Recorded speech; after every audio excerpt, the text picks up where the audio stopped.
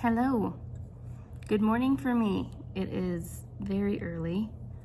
My kids are asleep and the birds are just waking up and chirping. I have the window cracked so we can listen. I'm sure you won't hear it, but I can. And I've been wanting to record this video and just haven't felt the right time. I'm really not about forcing things to happen and doing it when I feel called, when it feels like, a good time to do it. And so in this video, this is the last video of the series, I wanted to talk about how are we complicit in all of this darkness that we're seeing right now. And I know that's hard, and that's kind of why I was leaving it to the end, because I feel like if you are here and you are listening, you know my heart and you know my intention with this series. And I am just as complicit as everybody else. I am no angel in this, but I know when all of this was really starting to be released, the question came up of how did this happen? How did this happen? How did this happen and we didn't know about it? How did this and so with questions, answers come and awarenesses come. And that's kind of what I wanted to talk about today, is how are we unconsciously consenting to what's been happening? It's not that we knew about it and we were like, okay. I mean, now there's definitely that question, because now we know. And how are we operating? What are the choices that we're making? What are the thoughts that we're having that are also contributing to the darkness and not to the light? So from a real human standpoint, so there's two little buckets that I wanted to talk about this video in. The bucket in our everyday life, the choices that we are making in this physical world, on this physical planet, that could be contributing to the darkness that we can start shifting. And also a bucket of spirituality and the more quantum, the thoughts that we're thinking, the energy that we're putting out into the world, and the things that aren't quite so physical. So starting with that first bucket, let me have a drink of my hot water and lemon. Good vibes only. From a physical standpoint, I know for me, when all the files were being released, Zach and I again would just lay in bed staring at the wall and just being okay, what do we do? What do we do? How do we stop this from happening? Because I think the most painful part of this all is the victims of it all. And when you prey on the most vulnerable, children, and children, and you have children, it definitely wakes you up to a level that you're willing to take action that maybe you never have before. And that's how we felt. So like I said at the very beginning of this series, is our money is some way making its way up to these horrible people. And so I'm just okay, I do not want my money to go to these people. Not only are they harming our children and destroying our communities, because it starts with the kids, right? But they're also getting my money. I'm funding this. And so really thinking about how I can protect my dollars from making its way into monstrous hands. And so there is a there is an app called Buyer, so BUY''R, and the whole premise behind it was made by Ian Carroll, is recognizing when your money or the things that you're buying goes into a mega corporation. So it does have some nutritional information and how healthy it is, but more it's is this product that I'm buying right now a part of a mega corp? Because a lot of these, elites, they're absolutely connected into mega corporations. And so when I go shopping, I try to buy from smaller businesses, like, and I just want to say how hard this is. Like, I love Costco and I shop at Costco, and it's like everything there is like from a mega corporation. I'm starting to realize, like, even the healthy brands, all the healthy brands that were started at Costco have now been bought out by mega corporations. And that's like, I don't know. I love my Costco membership. Maybe I need to have a little reconciling with myself of like, if you really want to buy small, local, then you shouldn't be shopping at like a huge place like Costco, because it seems like to me, healthy brands that I have followed at Costco, they're all getting bought out. Dave's Killer Bread, Kerrygold Butter, the Sieta brand that just got bought out by a mega corporation, and I'm just like, and so I get it. I get the frustration with this. So trying not to buy from mega corporations, trying not to shop at big box realtors, or is that the right word? Yeah. And also, that's hard. Like, I knew right at the beginning, I was like, not shopping at Amazon was going to be the hardest for me, because I live in a smaller town. There's not a lot around here. And so what I have been doing is when I put things into my cart, and then before I hit send, I see if I can go buy that thing on their direct website, which you would be surprised how many people just redirect you to Amazon. I'm like, oh, that's kind of sad. But there are, and it's more work, but I'm directly paying them, like my hair shampoo company, a shampoo bar company, I mean. I love them, and you can buy it on Amazon and make it real easy and do a subscription and all of that, but you also are paying the middleman, right? As opposed to paying the direct business. And so now I just set up a subscription over on their website instead of on Amazon. And so it's like little things like that, I feel like make a big difference. And I think if we all did it, it would make a difference. What else are we doing? I'll just be honest, and I don't really, like, I know that I'm posting this online and I'm opening myself up to opinions, but like tax resistance, like I'm absolutely in that place where I'm exploring income tax, and what I'm realizing is we are complicit in this system, and income tax isn't particularly legal. I know you're gonna call me crazy, but I'm, Zach and I are smart and methodical, and we've done a lot of research, and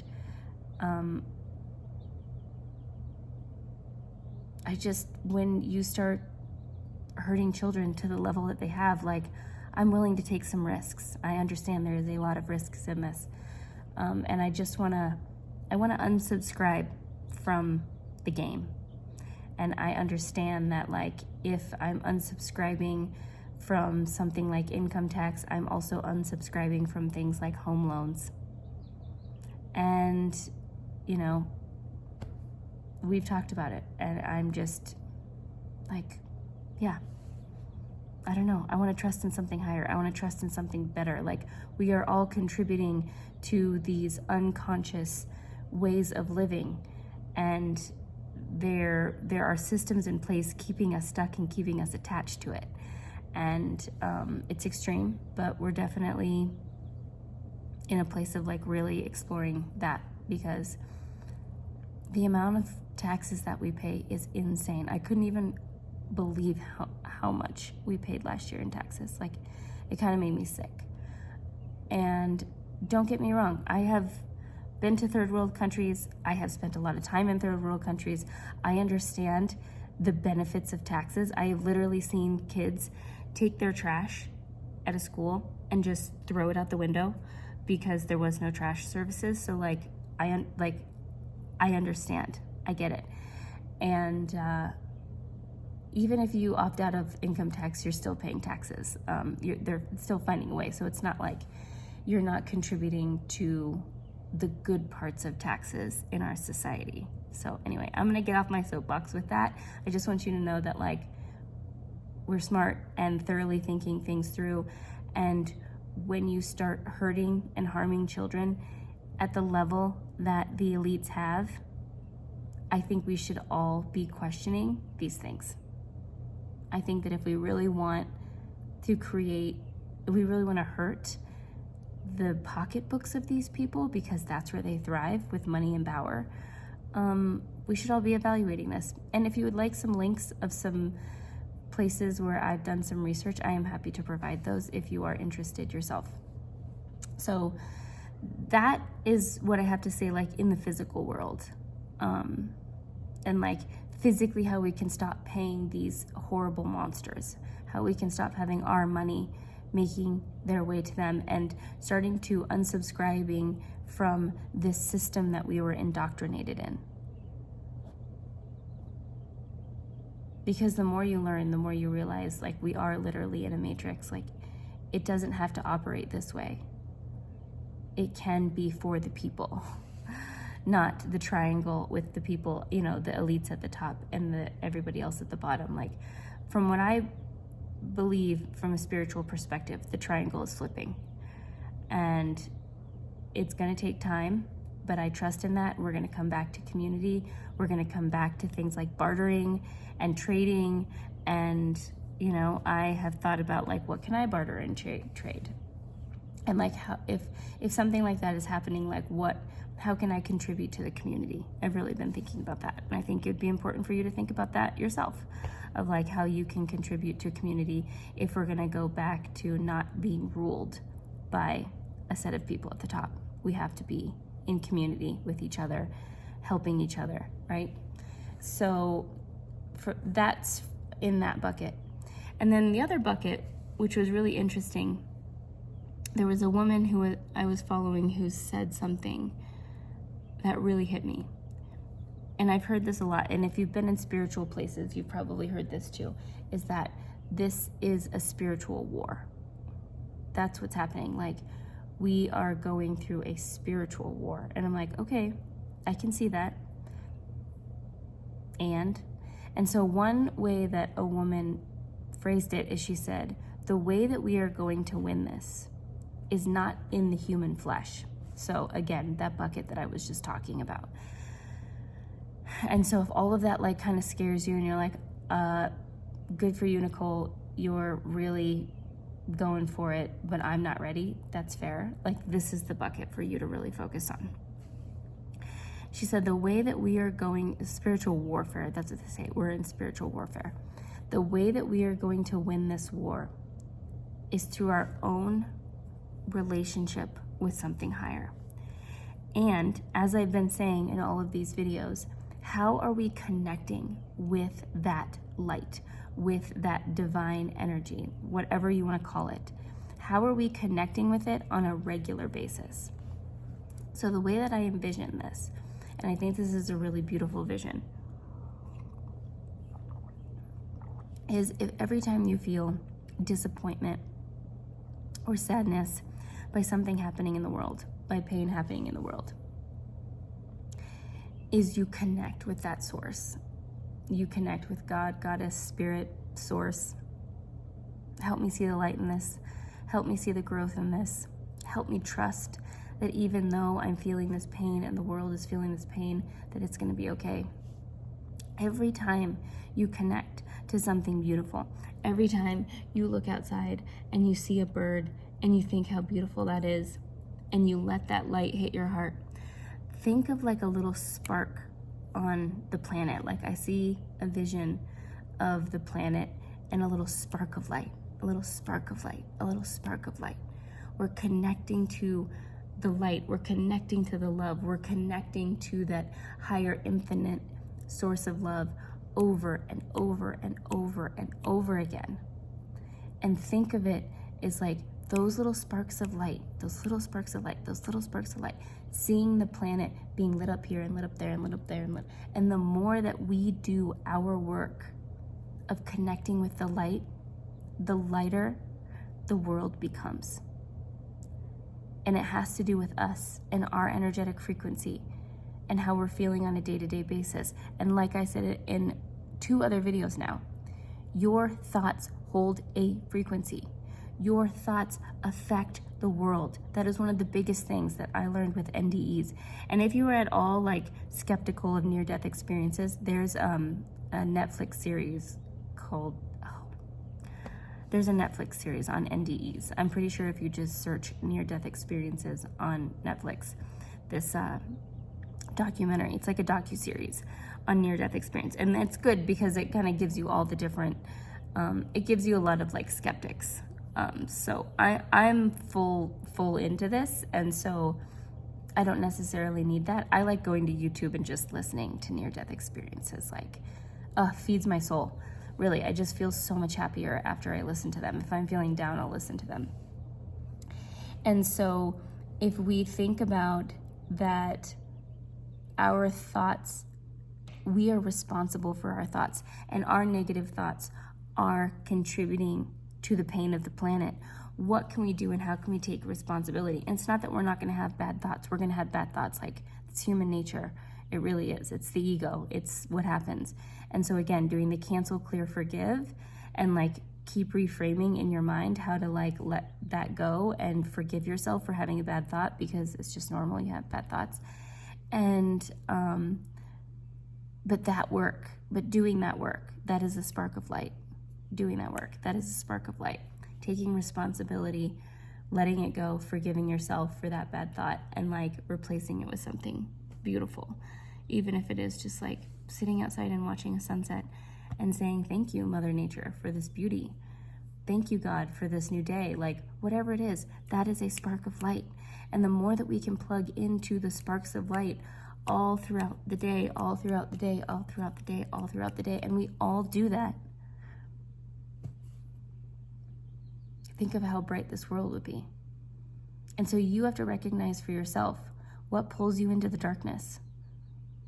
Does social media pull you into the darkness? Be honest with yourself. It's not that we're not allowed to be informed, and that's always the, excuse here is like, okay, be informed. Like, what do you need? Do you need one, independent journalist news outlet, and that's episode 1 hour a day? Okay, give yourself that hour. Do you want to stay connected with family and friends on social media? Okay, well, how much time do you need? You need 10 minutes a day to check in with your friends and family, see how they're doing, see how their kids are doing, see how their parents are doing, whatever. Like, give yourself that. Like, I'm not about completely letting it go, and that's what the 7-day reboot is going to be all about, is like having these digital boundaries in a way that feels realistic and good. But I've completely broken my habit with social media. Completely. I have the apps on my phone now, and I can control myself. It's taken a few years for me to get to that point as somebody who was online for their business. But I'm at the point now where I'm like, after the series, like, I'm like, I'll probably delete them again and go a few. But then, like, yeah, I also get that, like, there's also some funny things on there. So I'm all about balance here. So if you want to join the 7-day reboot, come on in. We're going to be starting soon. Thank you all for who's been waiting. I just really wanted to get this series done with first, and I wanted to give myself the time to do it without feeling rushed. And the link will be somewhere around here. It's wildlyalive.com/soul. You could come on in. It's going to be on like a signal chat, and you'll get like a little prompt in the morning to help you connect with the light, little prompt in the evening to connect with the light. And yes, we'll be talking about digital boundaries, because the light lives in this moment right here. And I say this in Living in Color every time I send an invitation. It's like, your life is happening right here and right now. This moment right here is your life. Touch it, feel it, taste it, smell it. This is it right here. And we forget that.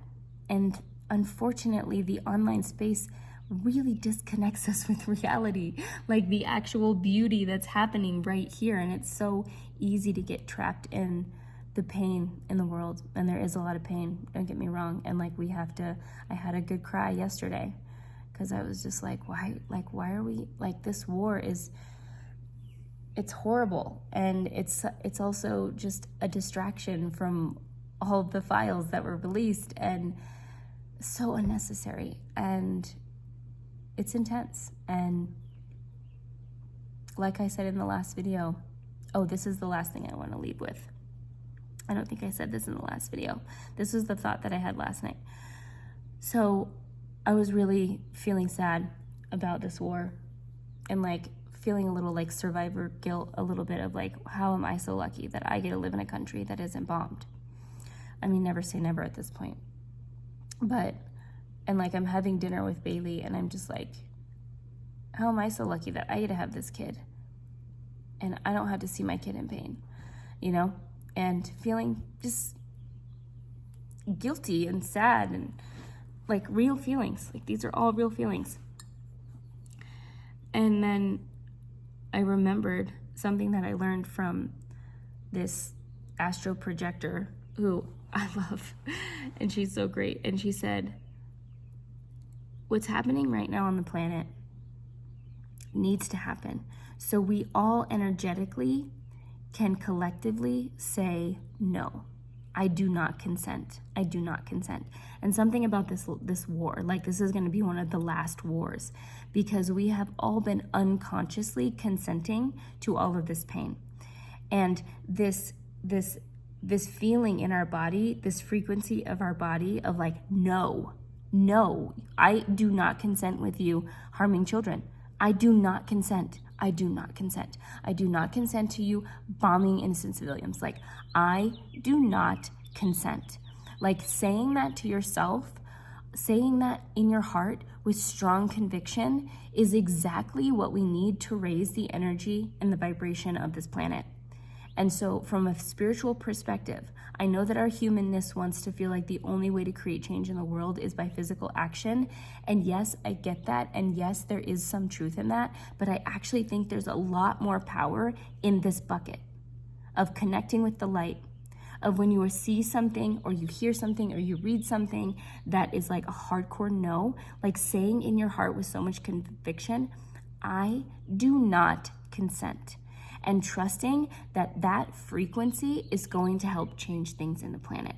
We don't know how, we can't see all the human steps of it right away, but trusting the spiritual aspect of it, trusting your higher source, trusting the angels, the spirit guides, all of that, that if we hold that conviction in our heart enough and we say it enough, while also connecting to the light and the love and the beauty that is in our life right now, things will get better.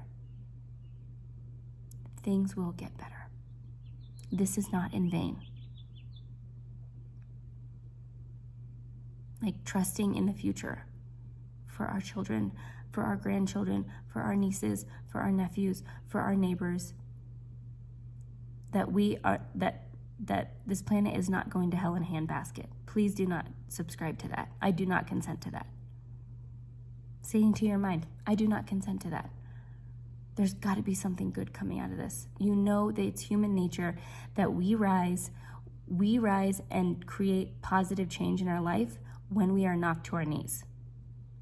We are having a societal knock to our knees moment where we're all coming into our heart and finding something higher and saying, help me.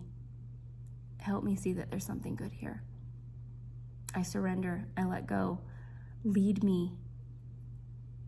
Help me find a better path, right? That's what's happening right now. So I do trust in that. All right, well, thank you so much for watching this series and being with me this morning. If you would like to join the 7-day soul reboot, would love to have you. The link will be somewhere around here, somewhere on the YouTube video. And I'm not really sure what's next for me. I'm just here and being guided and trusting what I feel like I'm being called to share. So, all right.